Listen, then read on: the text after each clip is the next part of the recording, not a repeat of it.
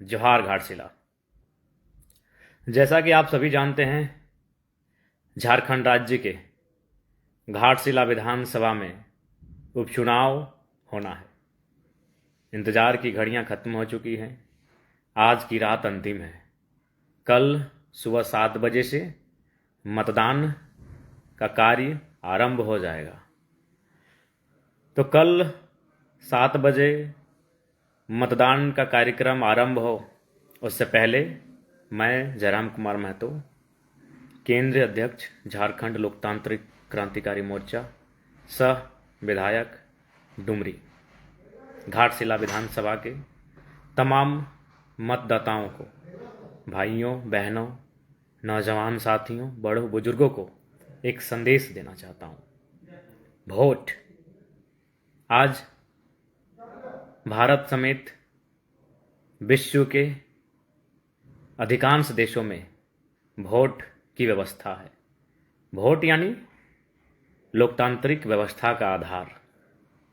यानी जब से हमारे हाथों में वोट की शक्ति आई, जिस दिन हमारे पास वोट आया, तो वोट किसके बदले आया? जब भी कोई नई चीज़ आती है, किसी के बदले आती है। जी हाँ, वोट आया राजतंत्र के समाप्ति पर, राजाओं के शासन के समाप्ति पर वोट तंत्र का उदय हुआ। यानी राजाओं का शासन। राजाओं का शासन मतलब जो राजा की इच्छा, जो राजा की मर्जी। राजा का पुत्र राजा, राजा के पुत्र का पुत्र राजा, राजा के पुत्र का नाती राजा, राजा के नाती का नाती राजा, बादशाह राजा, बादशाह का बेटा बादशाह, बादशाह के बेटे का बेटा बादशाह, शहंशाह का बेटा शहंशाह, सुल्तान का बेटा सुल्तान, सम्राट का बेटा सम्राट। यानी इस परंपरा को ध्वस्त करके, इस परंपरा को दरकिनार करते हुए भारत देश में लोकतंत्र की व्यवस्था हुई और लोकतंत्र का आधार बना वोट का तरीका। वोट की यह प्रणाली उस लोकतांत्रिक व्यवस्था का आधार बनी। यानी अब राजा की मर्जी नहीं है, अब बादशाह की मर्जी नहीं है, अब शहंशाह की हुकूमत नहीं है। अब जनता के हाथ में निर्णय है, जनता के हाथ में निर्णय है, जनता के पास निर्णय है कि अब हमारा राजा कौन होगा। अब तो उसे राजा नहीं कहेंगे, जनप्रतिनिधि कहेंगे। लेकिन राजा के स्थान पर कौन आया?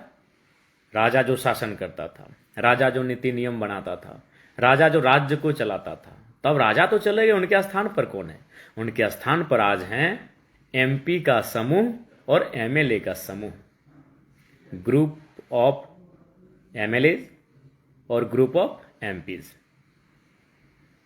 यानी एमएलए का समूह और एमपी का समूह। एमपी का समूह यानी देश के लिए, एमएलए का समूह यानी राज्य के लिए, जो राजाओं के स्थान पर शासन प्रशासन को चलाने के लिए आए। अब उस शासन प्रशासन को जो लोग चलाएंगे वो उनकी मर्जी नहीं है, वो हमारी मर्जी से जाएंगे, हमारे वोट से चुनकर जाएंगे। हम जिन्हें वोट देंगे वही जाएंगे और शासन प्रशासन को चलाएंगे। तो मैं ये बातें इतनी लंबी और विस्तार से इसलिए कह रहा हूं, चूंकि जिस मकसद के साथ हमारे देश ने लोकतंत्र की व्यवस्था को अपनाया था, जिस मकसद के साथ एक आम जनमानस ने वोट तंत्र में अपनी भागीदारी को सुनिश्चित की थी, वो मकसद आज 70-75 सालों के बाद भी सार्थक होता हुआ नहीं दिख रहा है। आज भी ऐसा प्रतीत होता है कि राजे के पुत्र को ही उसी की उम्मीदवारी आज भी है। 75 वर्षों के बाद भी इतना बदलाव नहीं हो पाया कि आम जनमानस अपने वोट को लेकर सक्रिय रह सके, उस अपने वोट को लेकर चिंतनशील रहे। आज भी राजपुत्र ही बड़े बड़े राजनीतिक दलों से चुनाव लड़ने आते हैं, चुनाव लड़के विधायक, मंत्री, सांसद, मुख्यमंत्री इत्यादि इत्यादि बन जाते हैं। घाटशिला का कहानी क्या है आप सभी जानते हैं। घाटशिला में एक प्रत्याशी तो हमारे हैं, झारखंड लोकतांत्रिक क्रांतिकारी मोर्चा के एक साधारण कृषक आदिवासी परिवार के एमएससी बीएड की पढ़ाई कंप्लीट करने वाले रामदास मुर्मू, जो जेएलकेएम के प्रत्याशी है। लेकिन दो प्रत्याशी कौन है? चलिए, हमारे भाई समान ही है, उसमें कोई उनकी हम शिकायत ना आलोचना करेंगे। दोनों हमारे बड़े भाई हैं, बाबूलाल जी और सोमेश जी। लेकिन उनका संबंध किस परिवार से है? दोनों का संबंध पूर्व मंत्रियों के परिवार से है। जो दो प्रत्याशी हैं, जो दो कैंडिडेट हैं, दोनों पूर्व मंत्रियों के परिवार से ताल्लुक रखते हैं। अतः ऐसे में लोकतंत्र की अवधारणा, लोकतंत्र की वह विरासत जो हमने राजतंत्र को समाप्त करके अपनाई थी, बिल्कुल सार्थक होता हुआ नहीं दिख रहा है। इसलिए आप सभी से आग्रह होगा कि घाटशिला के उपचुनाव में घाटशिला के तमाम माताओं बहनों को मैं विनती करूंगा, मैं अनुरोध करूंगा कि इस बार उस परंपरा को, उस परिपाटी को तोड़ें कि राजा का बेटा राजा बने। इसको तोड़ना होगा। ये लोकतंत्र के लिए हितकारी नहीं है।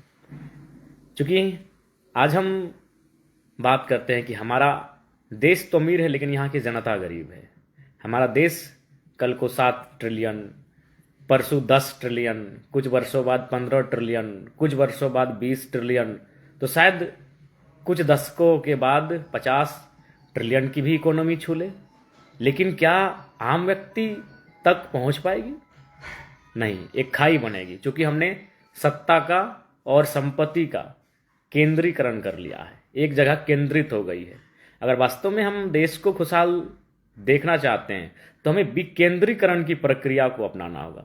हमें विकेंद्रीकरण की जो व्यवस्था है उसे सार्थक दिशा में, सकारात्मक दिशा में लेकर जाना होगा। विकेंद्रीकरण यानी किसी के पास भी पैसा, सबके पास राजनीति का पावर, सबके पास सारी व्यवस्थाएं, सबके पास, आम व्यक्ति तक, अंतिम पायदान पर जो व्यक्ति खड़ा है उस व्यक्ति तक जाएगा, उसे विकेंद्रीकरण। तो इसलिए आज इस व्यवस्था को बदलना होगा। घाटशिला के तमाम मतदाताओं से मेरा अनुरोध होगा।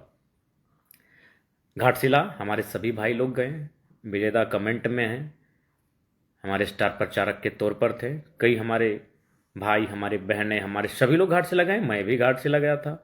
और घाटशिला में क्या देखा सबने, इस बात को मानना होगा कि घाटशिला कहीं ना कहीं, जो बगल में ही जमशेदपुर का क्षेत्र है, अगर जमशेदपुर के टाउन से घाटशिला के ग्रामों की तुलना करें तो 2 दशकों का अंतर दिखता है।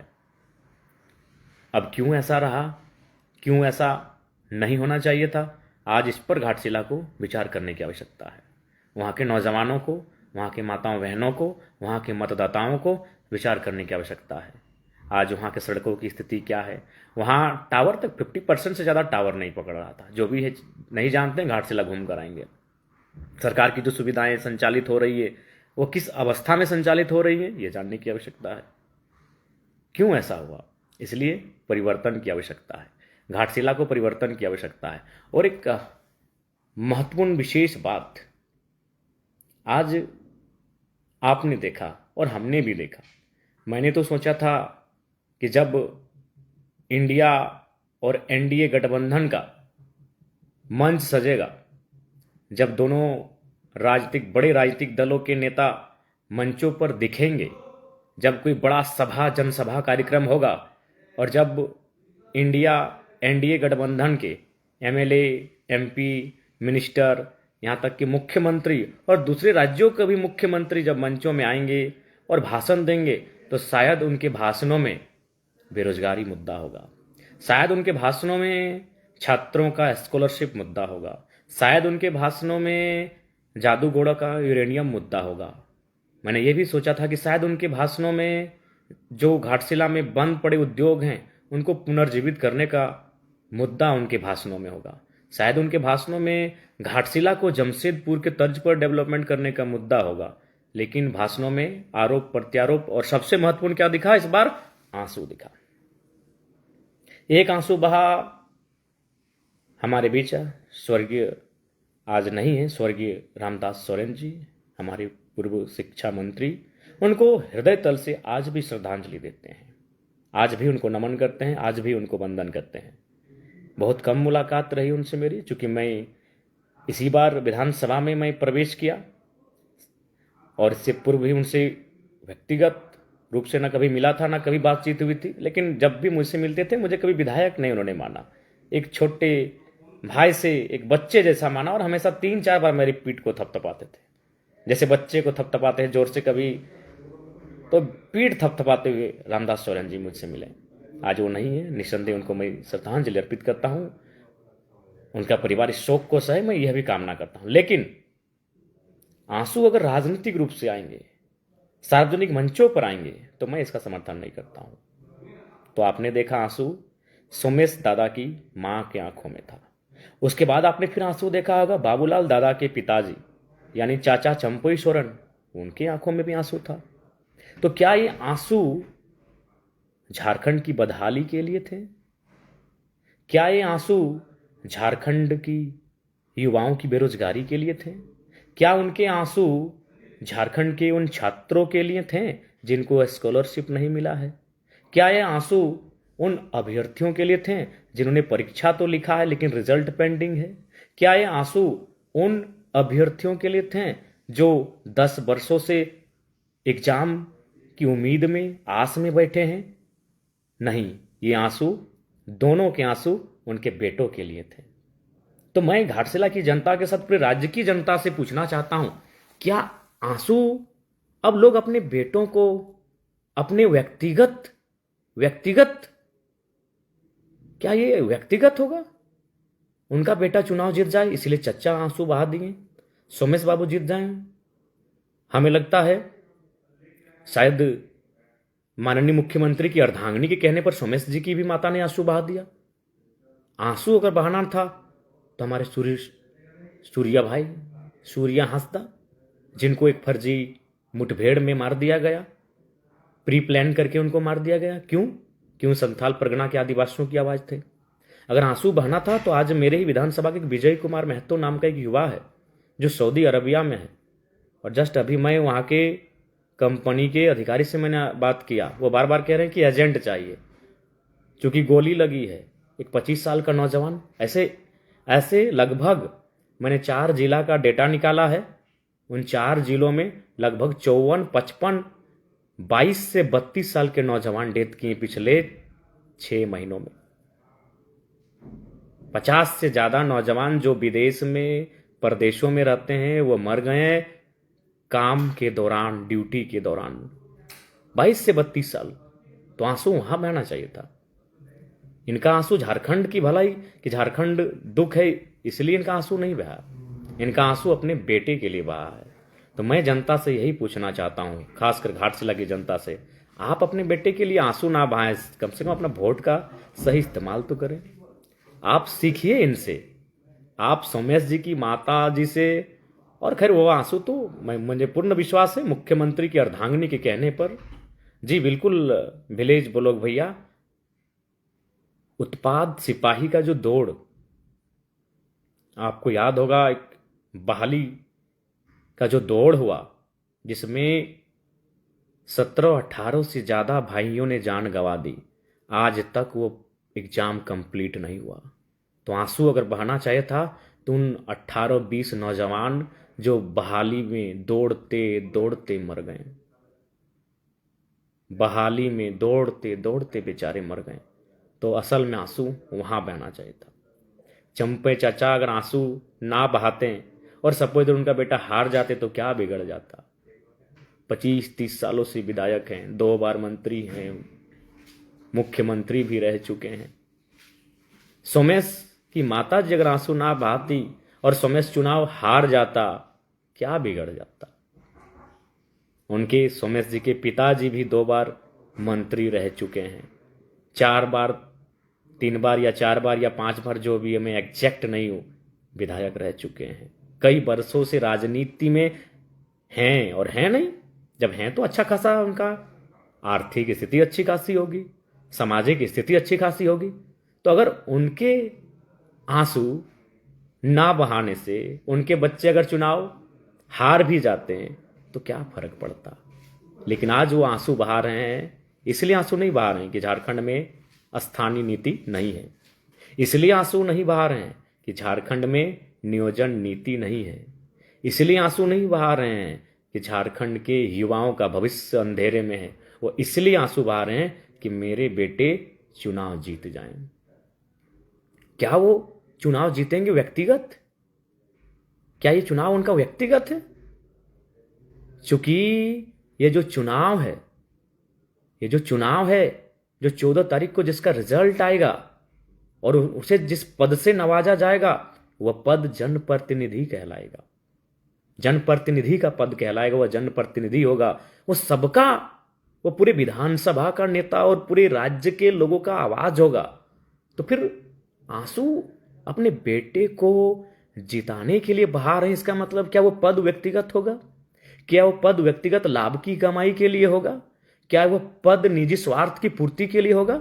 यदि वो पद व्यक्तिगत नहीं है, यदि वो पद निजी लाभ की कमाई के लिए नहीं है, यदि वो पद निजी स्वार्थ की पूर्ति के लिए नहीं है, तो आंसू बहाने की कोई आवश्यकता नहीं है। अगर वो काबिल होंगे, जनता उन्हें चुनेंगे, जनता उनका समर्थन करेंगे, जनता उनके साथ खड़ा रहेंगे। इसलिए आप तमाम जनता जनार्दन से मेरा आग्रह होगा कि आंसू की राजनीति को, ये आंसुओं की राजनीति को, मोदी जी आस्था को ले आए, अब हेमंत दादा आंसुओं की राजनीति लेकर आए हैं और चंपई चाचा उसी को फॉलो करने जा रहे हैं। तो इसको दूर करें। और साथ ही साथ मैं मानता हूं, मैं उनके आंसू की कद्र करता हूं। अगर वो आंसू व्यक्तिगत रूप से अपने आंगन में, अपने घरों में या किसी गैर राजनीतिक कार्यक्रम में अगर आते तो मैं समझता, मैं मानता हूं सोमेश जी की माता ने अपने पति को खोया है, मैं उनकी आंसू के प्रति सहानुभूति रखता हूं। चंपई चाचा ने 40 साल जिस पार्टी की सेवा दी, उस पार्टी से वो बाहर हो गए, उस पार्टी को उन्होंने छोड़ दिया, मान सम्मान में ठेस पहुंचा है। मैं इस पीड़ा का भी अनुभव करता हूं। निस्संदेह दोनों को पीड़ा है, सोमेश दादा की माता को भी पीड़ा है और चंपई चाचा यानी बाबूलाल जी के पिता को भी पीड़ा है। एक को अपने पति खोने का पीड़ा है और दूसरे को अपने 40 वर्षों से सिंची गई पार्टी से बाहर होने की पीड़ा है। लेकिन वह अपने व्यक्तिगत अपने बेटों को जिताने के लिए अगर आंसू बहाते हैं तो ये दुर्भाग्य का विषय हो। बिल्कुल सपंदा, आप तो घाटशिला होकर आए हैं, बिल्कुल आपने भी करीब से चीजों को देखा होगा। तो इसलिए इस बार रामदास मुर्मू को मौका दें। एक नया उभरता हुआ युवा नौजवान है, उम्मीद है कि वो बेहतर कार्य करेगा। और युवाओं को इसलिए चुनिए, मैं ऐसा नहीं कि मैं बुजुर्गों के विपक्ष में हूं, सबकी अपनी एक आयु है। खेल कूद के लिए बचपन और आधा युवावस्था है, उसी आधी युवावस्था में और थोड़ा सा आगे पढ़ाई लिखाई की, अब उसके बाद घर परिवार संभालना है, फिर बुजुर्ग होकर बच्चों को थोड़ा लाड पिला प्यार दुलार और दिशा देना है।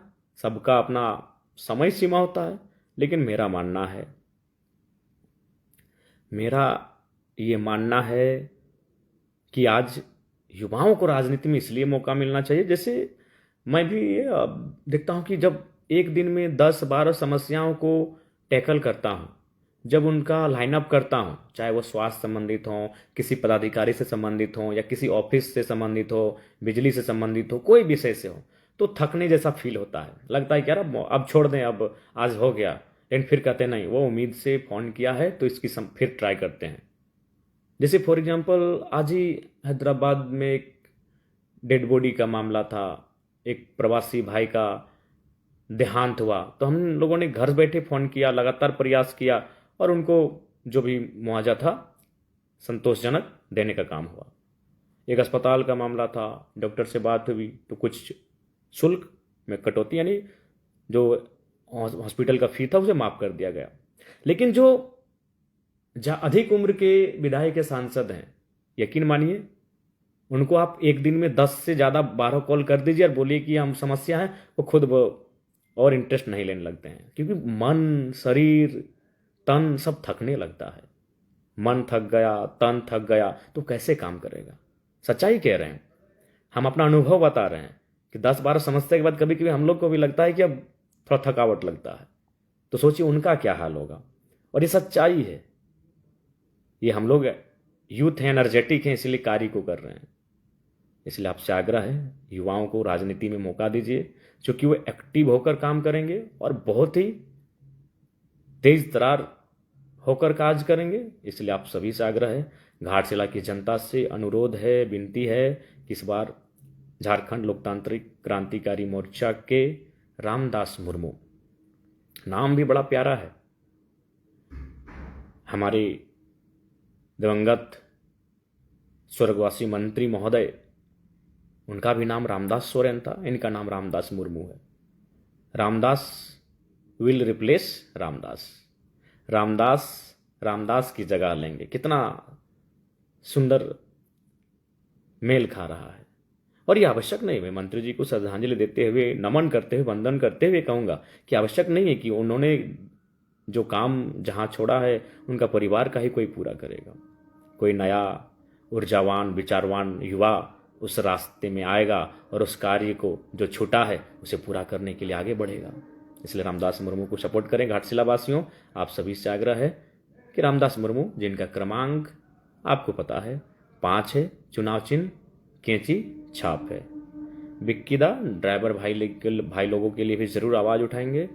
हम लोग एक विधायक हो जाते हैं, समय थोड़ा कम मिलता है, इसलिए थोड़ा सा त्रुटि होती है, लेकिन समय के साथ हम लोग सबके मुद्दों को रखेंगे, सबके मुद्दों के साथ खड़े रहेंगे। आपको ये विश्वास दिलाते हैं। आप मेरे चेहरे को करीब से देख सकते हैं, मेरा चेहरा कितना थका हुआ इस उम्र में लग रहा है। इसलिए नहीं कि बीमार है, इसलिए कि हम लोग जनता के कार्यों को दिल से लेते हैं, क्योंकि हम वहीं से उठकर आए हैं, उसी गांव से, वही खेल के मैदान से, खेतों की पगडंडी से उठकर आए हैं। और वहां से मेरा अभी भी नाता है, टूटा नहीं है। लोग विधायक सांसद होने के बाद वहां से नाता तोड़ लेते हैं और कभी कबाड़ ही दर्शन देते हैं, लेकिन हम वहां से नाता आज भी रखे हैं और आजीवन रखेंगे। तो इसलिए आप देख सकते हैं हम लोग आपके लिए हैं, जनता जनार्दन के लिए हैं, यही हमारी अभिलाषा है। बाकी पुनः घाटशिला की देवतुल्य जनता से अनुरोध है, आग्रह है कि इस बार आप अपना बहुमूल्य मत 5 नंबर पर रामदास मुर्मू जी को करेंगे। आप सबों का आशीर्वाद रामदास मुर्मू जी को मिले, यही हम सबों का आप सबों से अनुरोध है। जोहार झारखंड, जोहार घाटशिला। घाटशिला के उपचुनाव में रामदास मुर्मू को कैंची छाप पर बटन दबाकर भारी मतों से विजयी बनाएं, यही अनुरोध है, विनती है। जोहार। जोहार सभी दादा भाई बहन दीदी लोग जो जुड़े हैं लाइव सेक्शन से, सबको जोहार।